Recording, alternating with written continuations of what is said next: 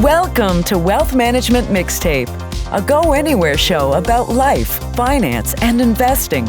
Join Jake Heisler and Tim Miller as they talk about what they're reading, writing, and experiencing. Jake Heisler and Tim Miller work for Quaker Wealth Management. All opinions expressed by Jake and Tim or any podcast guests are solely their own opinions and do not reflect the opinion of Quaker Wealth Management. This podcast is for informational purposes only and should not be relied upon for investment or financial planning decisions. Clients of Quaker Wealth Management may maintain positions in the securities discussed in this podcast. Now everybody's pretty much consensus on 2023 for recession. As if this year wasn't enough already. Yeah, but see, like there's still employment this year, and there's still, income was pretty high. It is pretty high right now. Jobs report, I guess, was decent. I didn't look this morning, but I assume it was decent, and the market said we don't like that, so it sold off. So next year, I think everybody thinks the Fed is going to tip us into a recession. That is like a foregone conclusion right now. So, what do you think? Yeah, I think it's consensus at this point that they're kind of overdoing the tightening cycle, that it takes time to feel the effects of interest rate increases. They kind of have to go through the system. It's not just a few months, but you need, 6 months to a year to really feel the effects. And by raising it 75 basis points the last couple months in a row, there's not a lot of time given to feel the effects throughout the economy of those increases. So, yeah, I'm definitely So the case in point is the mortgage rates at 7%, 30-year mortgage rates. That was quick. We went from 2.5 to 7 in like less than a year. So we haven't seen the impact on the real estate market yet, right? I mean, the home prices have started to come down. I think this past month was the first month in like 10 years that home prices have fallen. And that's going to take like a year to actually come down. And that's one of the leading areas of inflation is rent and home prices. Yeah, and I saw somewhere it makes up like 7%. Rent does 7% of the entire CPI number. That's a big chunk. So, yeah, it's about a year lag. You're right that on rents being decreased just because you're locked into a lease, that sort of thing. That's not going to roll over for a while. And everything else is rolling over. It seems like oil prices, I guess oil's down to in the 70s now per barrel. Right, at one point it was 140 or something at the peak of all this. But those costs don't get pushed through yet. For airlines and that. So let's just take airlines, for example. You've got lower oil prices, which impact fuel prices, which impact costs for airlines, which has to flow through ultimately to ticket prices. Right? So it's like there's this long lag going on, but all this stuff's rolling over pretty hard. Would you be shocked if there's going to be a point at which, let's say the Fed increases 75 bips in November. That's what's priced in right now. That they just stop. They're going to have to at some point they're going to have to stop. Like they're going to have to, it's not going to be like I think in an ideal world, you raise 75 this time, 50 the next time, 25 in December, and then you're done. But to me, it's like they undershot so poorly in 2021. There was stimulus up through March this year, and the same month they started increasing rates. That they're just going way overboard now, and then at some point they're going to be like, "Oh my gosh, we've overdone it. We have just to stop, or maybe cut." I don't know. What do you think? Has there ever been a time in history when they were buying bonds and raising interest rates at the same time prior to this year? Yeah, this is like, and look, it's never. It's COVID induced. No, never. This is entirely unprecedented. So it's. I think we're going to look back at this and it's going to be like either Powell's going to be connected with a housing bust or something. I mean, no one's going to be buying homes. I saw a stat somewhere today where it said, if you're at a 7% interest rate for 30-year mortgages, that in order to have the same demand, home prices would have to drop 40%, like as there was this time last year. So, I mean, there's not going to be enough buyers of homes to drop prices that much. They just won't buy. Which for me, if I'm considering, and I know you used to be in the group of looking for a home, but probably not anymore. But if you're, let's say that I wanted to change homes in Morristown, New Jersey, right? And sell my home for a decent amount now, probably a little less than 6 months ago. But there's no way I move. There's zero chance. I'm not going to. I have a 2.75% mortgage. I'm not going to give that up and then choose to pay 3 times that or whatever, 2.7 times that. Unless you get your portable mortgage, right? Unless you get a portable mortgage, or unless housing prices drop by 40, 20, 30, 40%. Yeah. I'm just not going to do it. So I'm not going anywhere. Meaning there's not going to be any demand for homes unless they're all cash buyers. I mean, there's a dilemma on both sides of the housing market. It's why would I buy at 7% interest rates when it was 2.5 year and a half ago? Or if I sell, where am I going? I'm already locked into this low mortgage rate. Why would I sell and go somewhere else? Yeah, you're the group of home buyers, right? That are you buying a house in this? I mean, right now you've got peak home prices and peak. Well, I don't know if it's peak or not, but you've got high mortgage rates. That's like a recipe for disaster. That's so you're paying too much in interest on a home that's overvalued based on those interest rates. I was reading I don't know, maybe it was on Twitter or some thread about like the buyer's remorse of people who've bought houses over the past year since interest rates have gone up. But it was mostly dealing with all of those folks who put $30,000, $50,000, $100,000 over asking. Like some kids were naming their firstborn or promising to name their firstborn after like the seller.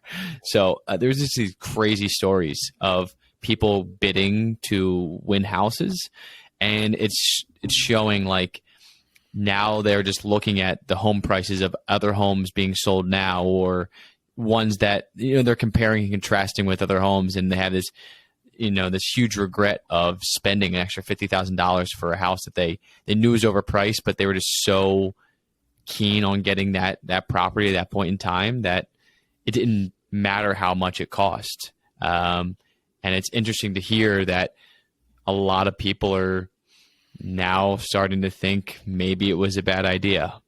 And they're going to be stuck in that for some time. Yeah. They're never going to get that price again, probably for years, not with these types of rates. So let's say, okay, you're one of the 18 committee members for the Fed, right? By the way, I looked it up. They've got 400 economists on staff. Like, we're going to talk about in a little bit that forecasting is just like impossible. So imagine 400 forecasters in the room. What a mess would that be? I guess it is a mess. Difference in opinions. Oh my God, it'd be a mess. But you're you're a committee member, and you see that mortgage rates are 7%. Isn't that mission accomplished? Like, it's all priced in. You've gotten the point where that's demand destruction, right? Just if you just apply it to the real estate market, that's demand destruction right there. No one's going to buy a house. No one can refinance. To me, I think you made the point earlier that you have to let these rates take effect. You got to give it some breathing room. And this is just, I feel like they're playing catch up, and it's just not, I can't imagine to look favorably at, in a rearview mirror. What do you think the logic is and you would assume that they know this, that it takes time, that there's a lag effect on these types of things to kind of filter through the economy. But what do you think their rationale or thinking is of why they keep raising, even though most people I listen to, we talk about the talking heads on TV, they think that they're probably overdoing it at this point. they were late to the game, and now they're overdoing it. That's kind of consensus that most of these folks who kind of, you're right. It's easier to talk about the job they're doing rather than actually doing it. Yeah, it's wild. I'm getting like this reflection off this guy's car window out here. But I'll tell you what, it's I think they're scared, right? They screwed up 2021. They pumped so much money into the economy through bond buying and just keeping rates low that it's they don't want to be the guys now that are known for runaway inflation, right? They don't want to be the Fed that did that. And Volcker back in the 80s crushed inflation. He'll be remembered for that his entire career. So he's historically looked at as kind of a hero figure. And he raised rates aggressively. In fact, it was actually much more aggressive than the raising rates today. And so I think that's in the back of their minds, that we don't want to be the guys that didn't raise enough and combat inflation. But I think in they're probably doing it too quickly. It's just there's so many factors. We've talked about this so many times, but COVID just screwed everything up. There's just so many factors to what caused inflation that, it's only so much demand side pressure can impact it. And they need to give it some room. We're already at high rates, right? We're already 7% mortgages. What, you're going to go to 8? You can try to push it to 8? I mean, that's going to be bad. I mean, a couple things. We're looking at just one piece of what contributes to inflation, but I think what they're looking at is you need to raise unemployment. So not just the housing market, but employment labor market's been so strong that to bring down inflation, you have to raise unemployment as well. So they're looking at raising these interest rates aren't just to crush demand in the housing market, but also to, it's going to affect millions of people. And it's sad to say, and it's an unfortunate truth, but that's kind of what they have to do to meet their goal. Also, in the case of Volcker, didn't Volcker make the mistake of pausing in interest rate hikes, and then inflation didn't actually roll over, and then he had to come back with these huge interest rate increases to finally get rid of it? Like, didn't he make the mistake of pausing? I could be wrong. I don't know. That could be the case. I'm pretty sure he was raising interest rates. I forget what I read this recently, but he raised interest rates, and maybe Jerome Powell knows this or knows the history with this and he definitely inflation. Knows. The Volcker. And we'll have to look into this, but he rose interest rates to a certain degree. He thought that he stomped out inflation. Turns out inflation still was not resolved, and then they came back with this monumental interest rate increase, and to finally get rid of it once and for all. But it took, and now people only see him as the guy who solved inflation. So I'm just wondering, listening to you talk about it, 10, 15, 20 years from now, will Powell be the guy? Will he be remembered for being late to the game and over tightening, or will he remembered as the guy who accomplished the goal of getting rid of inflation? We're in this strange environment where usually rates are being, if we're expecting a negative economic environment, rates are being cut, right? So it's just such a weird. I don't know. I think the difference is going to be that the result could be a recession, which seems almost like it has to happen at this point. And part of which would be a housing market collapse. Now, I don't mean the housing market collapse in the great financial crisis sense, because the credit quality of lenders out there, borrowers out there is much higher these days, and I think I saw something that where credit scores less than 650 make up 5% of the applications today. Where back in the 2007 it was 26% or something. So we're not even close to that. So I don't mean a real estate crash where people are losing their homes. It's just a real estate crash in that the prices of homes come down because there's just no demand. Right? Yeah. And that's usually folks' largest assets, or one of their largest assets. And so I don't know. It's a problem. So what's the impact on markets? I don't know. What do you got the guess today? What was the best performing asset today? By the way, market it ended down. Hold on, I gotta look at my phone now. Yeah, it's 4 o'clock on the dot. Yeah, let's see what we got here.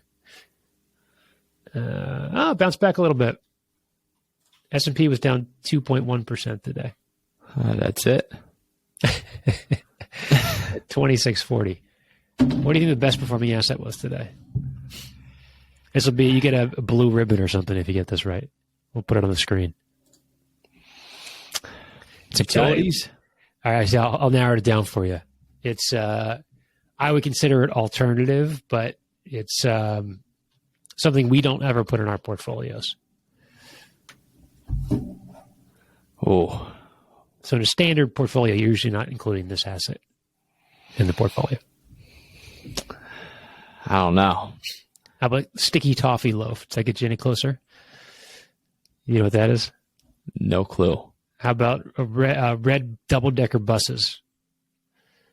Now you just completely lost me. The travel one. How about a red phone booth? Is it? It has to do with the UK, obviously. Yeah, getting warmer. Something to do with. I was going to tell you about the that. pound coming back. Yeah, there's a great. The British pound was the highest performing asset today. Okay. How about that? Now, that was after the last day or two, which was awful. The imploding pound is making a comeback. That was a top performing asset. Well, that was an example of the equivalent of the Fed, right, over in Great Britain, blinking. Right. I mean, that was, and it happened in Japan too. So some of these, and I don't think it has any impact on what Powell and the Fed thinks or does, but there are countries that are blinking and saying, "Man, we can't, we can't go too far to kill the economy." Especially, England, or where they're already, on an island as it is, figuratively and literally. Obviously, they're in a way worse situation than we are right now, but when they come out yesterday and they talk about starting to buy bonds, does that signal to central banks around the world, including ours, that maybe it's time to not raise 75 basis points next month? I think it has zero impact on what Just they do next. Completely independent. I mean, it's a big economy, but it's not the U.S. And I think they have no. I think I don't think it registers in the conversation. Maybe it's brought up by one of the economists. So why did the market react the way it did here in the U.S. when the news came out that they were going to buy bonds? Which part of the market? Yesterday? The market was up yesterday substantially. And then the futures were down until the news came out. So I'm just wondering if there's any correlation between them signaling that. I don't know. The market's on a hair trigger, right? So it's like any piece of news that is symbolic of lessening or lower rates is pushing risk assets up. Yeah. So it's just just an odd environment. I don't think I've ever looked at the British pound ever. In 20 plus years now of doing this, it's just a silly environment. I wrote an article, and we're going to talk about your article too in a second. But we haven't hit publish yet. But and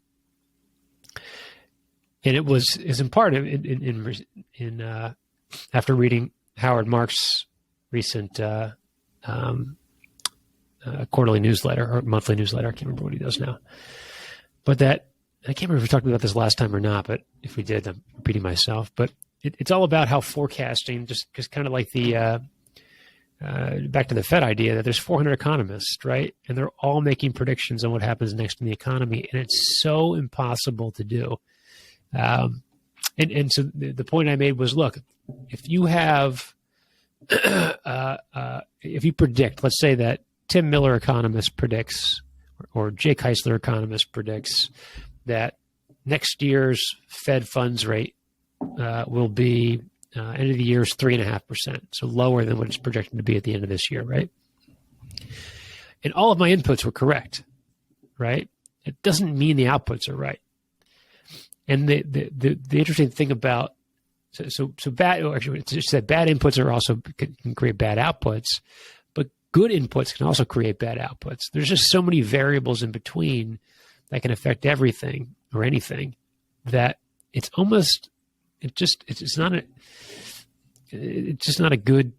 First of all, no one should ever trust a forecast, and certainly not trade off of it, right? And it was a Morgan Housel quote that I put in the article, which was that he wrote a piece called "It's Supposed to Be Hard," and the idea was that kind of adversity is what shapes us, but a string of successes can kind of lull us into this false sense of security. So if you go out there and Tim Miller, economist, predicts the next three things pretty closely, now you believe you can tell the future, and so you're gonna make even larger errors as a result of it moving forward. So at the end of the day, what is that from a portfolio composition standpoint? What does it make you do? If you get to the point where you think there's no way of telling the future, right, of predicting it with any degree of certainty, what has to be the end result from a portfolio if you're a long-term investor? To me, it has to be a diversified portfolio, and it's such a boring answer, or a boring place to arrive at, that it takes all of these shows on CNBC and Bloomberg TV, and they're just BS, right? It's time fillers. They're all trying to guess what happened next, and literally nobody knows. You can't. It's unpredictable by nature. It's unpredictable, but there's some things in this environment that you could just kind of see it, and you could kind of just, you knew, right? You didn't have to be part of, the Federal Reserve or an economist to understand that we were probably late to the game, and now we're probably overcompensating. Right. So let's run through that, right? You're right. I think most people thought we were a little late to the game with inflation, right? But that wasn't what most people thought a year before, right? So if you thought the word transitory was thrown out quite a bit, and I think the consensus was over there. So yes, the consensus can shift, but if we go backwards, you realize the consensus was wrong before. So there is this shift when they have more data. But the question is, now that you have that data, right, as an investor, how do you make the right decision by extrapolating that data? I'm just asking, knowing that the Fed probably is overshooting, right? They might push us into a recession next year. What's the decision from an investment standpoint? That's what I mean. You don't know, because the reality is, let's say that we all think they're overshooting. Okay, so you buy long-term treasuries. You assume that rates come down, right? So you get the most juice out of long-term treasuries if you're in the bond market. If rates are coming down, you buy high beta stocks, right? High growth stocks.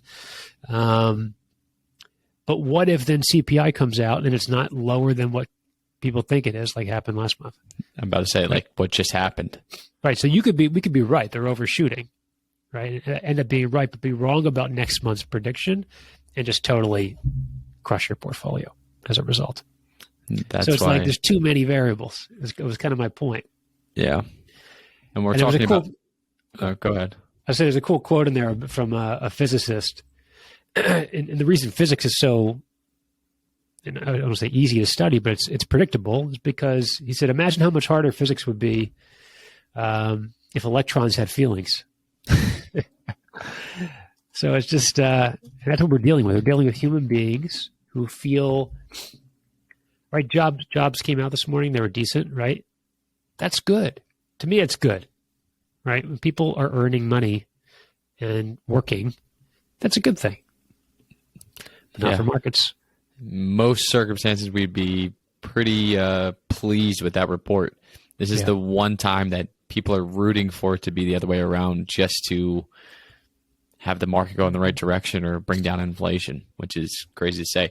I know we talk about CNBC and all these folks on these shows, but one of my favorite is Josh Brown of CNBC. and he actually writes a blog called The Reform Broker. I know we discussed this, but he's talking and he's talking about the Federal Reserve and how they were late to the game and now overcompensating with these monumental interest rate hikes. And he titles his article, "You're Not That Good at This." Just talking about the Fed.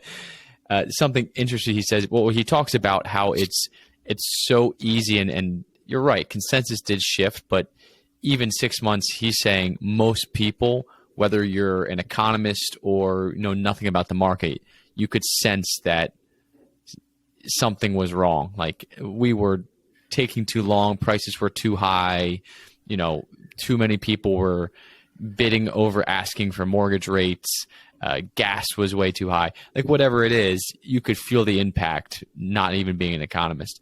But something he says, talking about the Fed directly and what they did was, if you're buying a mortgage and treasury bonds to stimulate the economy in the month of March and then deliberately trying to crash markets and create a recession in September, you're probably not the right person to have in charge of the money supply. You may not be the quote-unquote price stability guy. So it just seems silly to me. I would agree with him that there's something. I don't know if it's sadistic's the right word or it's like an evil genius. I don't know what it is. It's like a villain that who purposely tries to make people lose their jobs, right? The Fed's trying to make you lose your job. How is that being responsible to the American economy, which is held up by income and consumer behavior? So it seems to me that they missed the boat on striking a balance here. And they felt embarrassed, I think, by missing it in the beginning. They called it transitory in their meeting notes and in their press conferences, realized then they had to say, no, it wasn't transitory, but we're going to take care of it, right? And if you went back to the prediction, so you go back to like December, this is my whole thing about forecasting, right? The December meeting for the Fed in 2021, so this past December, they look out and they say, well, what do you think? What do we think the Fed funds rate is going to be by the end of 2022, right? The average was 0.6%. So in the rate hike last month alone was higher than the Fed's prediction for the entire year of 2022. Wow. And by the way, it was 0.6% in 2023. I mean, 0.8% in 2023. Now, obviously much higher. Their prediction for 2023 is like 4.5%. What are the odds that's actually what it is, right? So they were so far off, and that's the rate they control, right? They actually they can move it themselves. They control that. So we're relying on data. This was my whole point about forecasting: is we're relying on data that's not in their control to control an interest rate that they can't get right even when they control it. So there's too many variables. And so it brings me back to the point of you just have to be diversified.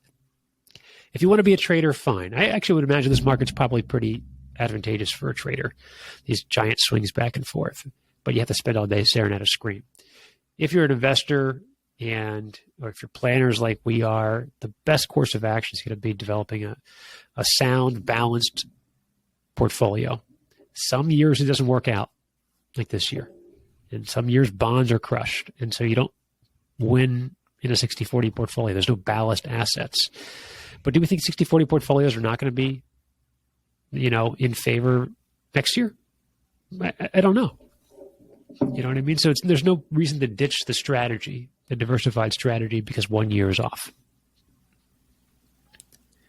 Yeah, how many times did you say that throughout history? Don't ditch the strategy. And that's something that I wrote about in my article, which goes into staying invested, kind of remaining calm if you have cash, being strategic about deploying that cash in down markets. It just kind of goes into, there's been these bear markets throughout history, and kind of jumping off the roller coaster, it might alleviate short-term headache or pain or the stress of just being invested and going through it. But if you look at the 1, 3, 5 year numbers following those maybe 10 of the biggest bear markets that we've experienced over the last 100 years, you've really got hurt way worse by jumping out than just staying and remaining invested. And I know we'll throw that graphic up on the screen, but it really goes to show that for the folks who jump out of the market and then try to time it, we talk about this a lot. You have to be right twice, and you're already wrong the first time because you missed the boat of getting out. So now you get out and you start to see the market go back up. But at what point do you say, this is not a relief rally, this is the right one, I'm going to jump back in? Yeah. And if you missed like the 10 best days over a year, you're missing, probably an outsized portion of that year's returns. So that just kind of goes to show. Yeah, it was a really good article, and it was. I think I'll let you say the Warren Buffett quote because it's a good one. But it's like for some reason there's a disconnect between what value is for people if they're dealing with money versus dealing with stuff, right? Let's say there's a shirt you want, right? That shirt you're wearing right there. It's your favorite shirt. You want another one in a different color. You love it. It's the only shirt you're ever going to wear, right? Quality, it lasts for the last 10 years. You have the same shirt, right? So you're going to have it forever. And there's a sale. It's 25% off. You say, okay, but great. I'm going to go buy it. Sound decision, right? It's a good shirt. You're going to have it for a long time. You buy it on sale, 25% off. But for some reason, the same example, if you love Apple, that was the stock you used in your article, and it's down 25%, you're scared that it's going to go down further, right? As opposed to saying, I love this stock. Last year, it was 25% higher or more than that. But I'm not going to buy it. So instead, you're going to wait until it's full price again? It's like waiting for that shirt to go up in price to full price again before you buy it. You'd say, I'll just wait till the next sale. And so it's for some reason the wires get crossed when we're dealing with money, and it goes back to fear. We talk about fear a lot in this podcast. But what was the Warren Buffett quote? Yeah, the Warren Buffett quote is, he sums up discount and prices best when he says, whether we're talking about socks or stocks, I like buying merchandise when it's marked down. Yeah. And that applies to, just the fact that people are scared in times of market volatility, people who get scared in bear markets. But if you're looking at quality companies, I was writing the article yesterday, and Apple was down 4% just because they decided to cut excess production. So not just cutting into their regular production, they had assumed there was going to be excess production for their new model. And they said, you know what, based on where things are heading, potential recession, we're not going to go moving forward with this excess production of iPhones. Yeah. So people read that as people aren't going to buy as many iPhones, but they're just saying we're not going to inventory as much, right? Because there's uncertainty out there. So maybe that is a tip off to recessionary period. But it's benefiting their bottom line in the short term, right? They're spending less money. So spending less money. It's a prudent financial decision, right? Yeah, less inventory. It's not like they're an outlier. Every single company has said the word uncertainty, potential recession on their earnings. Like they are just one of the 500 other companies that's mentioned that, but yet they get hit the hardest because they're the biggest. They're the gold standard. But if you look at, and I threw up a chart in my article the other day saying, if you just held Apple for the last 10 years, you didn't, sell out and buy back in during times of market volatility, but if you just held it, you bought it 10 years ago, you didn't look at it, you woke up today, you looked at it, regardless, even through the drawdown of this year, even yesterday being down 4%, you'd be up 627%. Not good enough for me. I'm I'm looking for at least 1,000%. Yeah, 1,000 plus for a 10-year period. Yeah.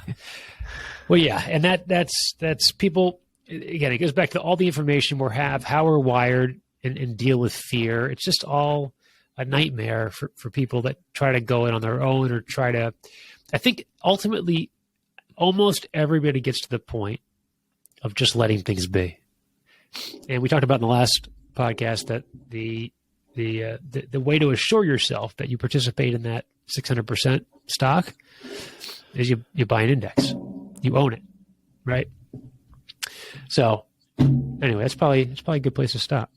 I know we had a Morgan Housel article that we were looking back at it from 2020, but we can talk about that on the next one. Yeah, we got to talk about what we're watching. Any recommendations? You finished Severance, right? Just finished Severance. All right. So look, no spoilers. Don't let me down on this. You like it? So there was 9 episodes, something like that. Yeah, I can't remember. I think it took me. I had to complete 6 episodes before I told you. I said to Alex, I said, you know what? Episode 7 was the first episode I said, I want to watch it. Like, I'm looking forward to watching this. Can't wait to watch this. That final one was great too. The final one, so we actually thought that there was 10 episodes. So we were watching the finale without knowing it. So we did the same thing. Yeah. The next night we went back to, what series has 9 episodes? It's always like an even 10. But like we went back to watch it the next night and we just clicked on next episode and we started rewatching. We're like, wait, this is the one we just watched.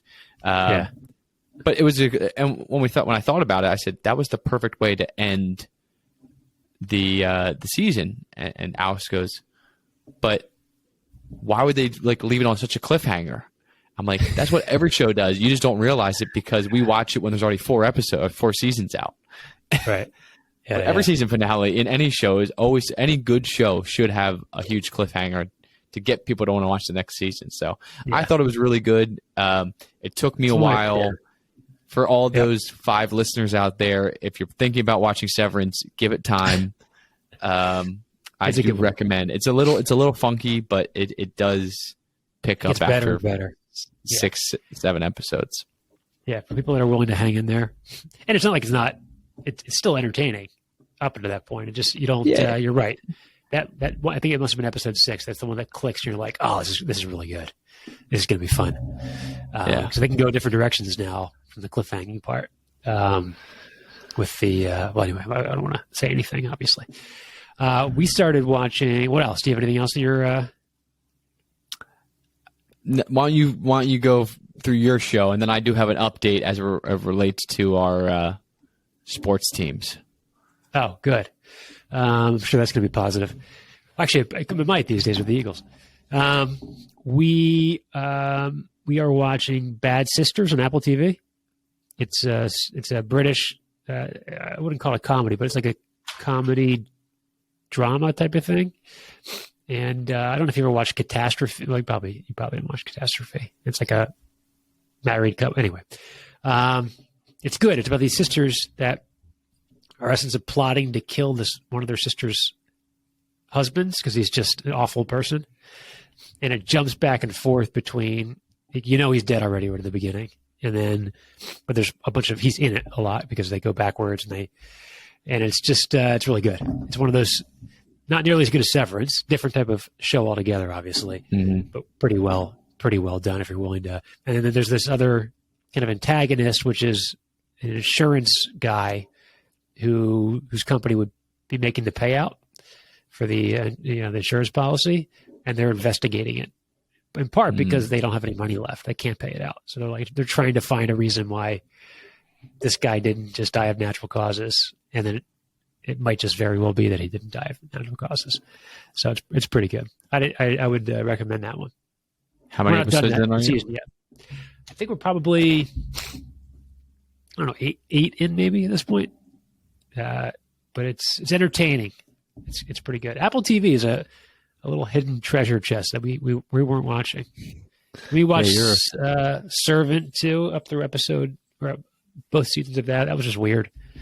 It's really weird. M. Night Shyamalan, and it kind of goes in different directions after the first season. And I'm reading a book, Stephen King's new book called Fairy Tale, which is pretty good. It's about this. Well, I just started it. I'll reserve my. He just writes so well.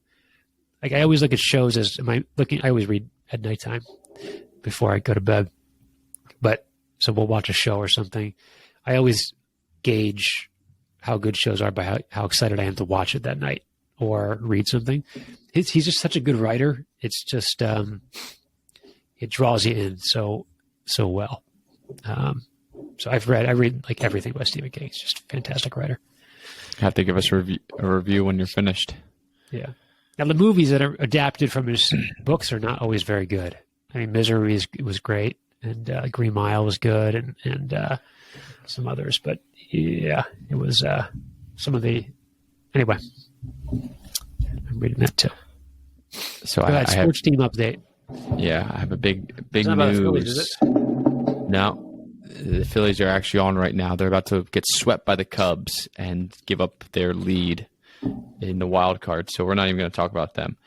It is about the Eagles. It's not about them starting undefeated and Jalen Hurts becoming the franchise quarterback, which some people are still reluctant to acknowledge.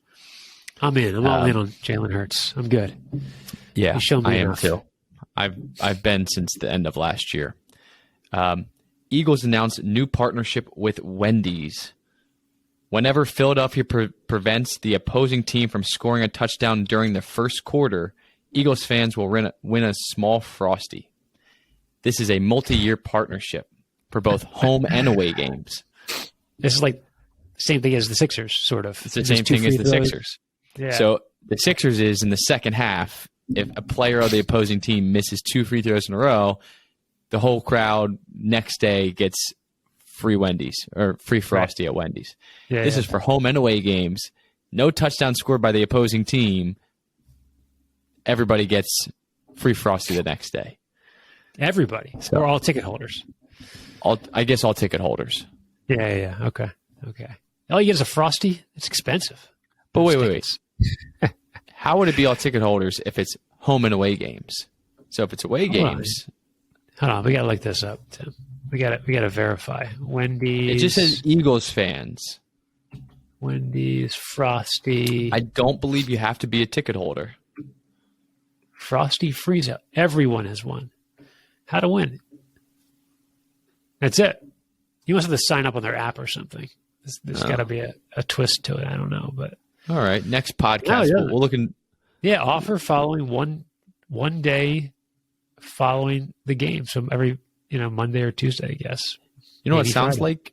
My mom loves this. Is every time the Eagles win, you get a free Dunkin' coffee the next day. Oh, really? So it's like the same thing. Yeah. No way. I didn't know that. Yeah, free. My mom will be like, every time the Eagles win, then she's like the best Monday because she gets her free Dunkin' coffee. But we either show anything or they just know. I think you just say like free small coffee. It's like the same thing. Free small Frosty. Eagles won give me yesterday. Your prediction for the Eagles' final record. Asking me or you? Yeah, I'm asking you. What's the prediction? Well, preseason prediction was what 11 and 11 That's what I had, 6. Yeah, I had 11. So I had 11 wins. I'll bump that up to. Do I say 13? I don't know. 13 and 4. Yeah. It all depends. If they could beat Dallas twice, Yeah. Different story. There's probably easily 13. Giants, I don't think they're as big of a deal. Washington, we know that now. They're not good. The games, I think they'll beat the Steelers at home. I'm interested to see what they do against the Cardinals on the Cardinals road. is tough. They travel they've never beaten the Cardinals. Like it feels like. So they travel there. That could be a tough one. Because I think the next game is Dallas, and so they could be looking ahead a little bit. I think it's Cardinals and then Dallas. That's what I mean. So in the Cardinals game, they would be looking ahead in their schedule. Yeah. But did Pete tell you he's got a buddy who works for the Eagles, former official. He said that this team there's no ego on this team. Everybody likes each other, and the leadership is just incredible. So, like, think about it. Jalen Hurts, no ego, just works hard, pretty humble. But then you have your other leaders like Jason Kelsey, Brandon Graham, Fletcher Cox, Lane Johnson. All these guys they're just hard workers and don't really, think too highly of themselves. Like, there's no real stars, or if there are, they don't say anything because it's probably the messaging in the locker room. And you don't even have like the drama of like a TO. You have Devontae Smith who comes in and he's like the quietest guy. All he wants to do is play football. And same with AJ Brown. Yeah, right. They just come in. And they're incredible, and they have no drama as of yet. Let's hope it stays the same. Losing changes a lot, right? So we'll see. It does. Sirianni's corny things he says in post game might sound a little different if they've lost by 20 points or something. But he's a little goofy. But anyway, he talks a lot. He does. You ever hear him? I mean, you got to cut him off sometimes. You got to cut him off. I think it was. I was listening to him the post game show on like some radio station, and it was Ruben Frank. Ruben Frank was asking him a question about, I can't remember what it was. I mean, Sirianni went on for like at least a 5-minute answer, and Ruben Frank goes, "Can you elaborate on that afterwards?" And everybody laughed. He's like, "Yeah, sorry, I go on about things a lot." That's such a refreshing thing because everybody else seemingly doesn't share anything. Yeah. So anyway. Last thing I'll say, we'll wrap up this week. We have Doug Peterson, only Super Bowl winning head coach for Philadelphia Eagles, returning. Yep. I think it's going to be a tough game. Jacksonville is not a cakewalk. I think they are a lot better than they were. They got a couple offseason pieces, improved the offensive line, and Trevor Lawrence is another year developed in the system. So, all right. So hold on one second before we go. We'll look at the Eagles. I think it's going to be closer than people think. I think it's going to be like a 4-point game. 4-point game, huh? Eagles win?